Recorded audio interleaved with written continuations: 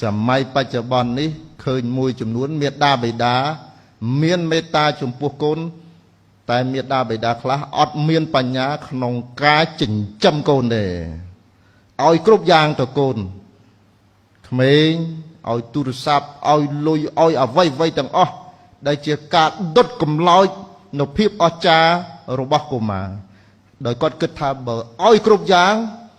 វាឆ្លោះបញ្ចាំងអំពីឋានៈរបស់គ្រួសារនៅក្នុងសង្គមតែការឲ្យយ៉ាងដូចនេះឈ្មោះថាការបំផ្លាញនៅ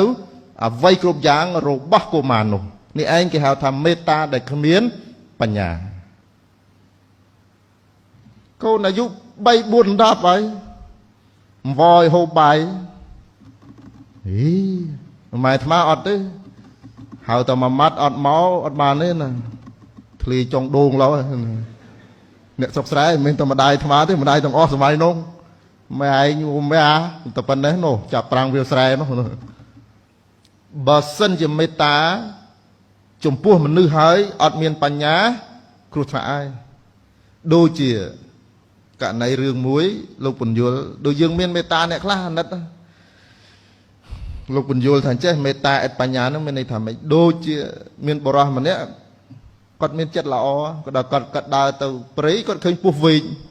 វាអត់ចំណៃស៊ីមួយអាទិត្យពីរអាទិត្យហើយវាស្គមឃើញសំណោះសัตว์លើកសัตว์យកមកឲ្យផឹកទៅដោះគោឲ្យស៊ីហើយដេកក្រេជាមួយស្អែកឡើងបរោះនោះរឹងមកដល់គេហៅថាមេត្តាអត់បញ្ញាសម័យបច្ចុប្បន្ននេះឃើញមួយចំនួនមេត្តាបិតាមានមេត្តាចំពោះកូនតែមេត្តាបិតាខ្លះអត់មានបញ្ញាក្នុងការចិញ្ចឹមកូនទេឲ្យគ្រប់យ៉ាងទៅកូនក្មេងឲ្យទូរស័ព្ទឲ្យលុយឲ្យអ្វីទាំងអស់ដែលជាការដុតកំឡោចនៅភាពអស្ចារ្យរបស់កុមារដោយគាត់គិតថាបើឲ្យគ្រប់យ៉ាងវាឆ្លោះបញ្ចាំងអំពីឋានៈរបស់គ្រួសារនៅក្នុងសង្គមតែការឲ្យយ៉ាងដូចនេះឈ្មោះថាការបំផ្លាញនៅអ្វីគ្រប់យ៉ាងរបស់កុមារនោះនេះឯងគេហៅថាមេត្តាដែលគ្មានបញ្ញាកូនអាយុ3 4 10ហើយអង្វរហូបបាយម៉ែអាត្មាអត់ទេហៅតែមួយម៉ាត់អត់មកអត់បានទេណាធ្លីចុងដូងឡោអ្នកស្រុកស្រែមិនមែនតែម្ដាយអាត្មាទេម្ដាយទាំងអស់សម័យនោះ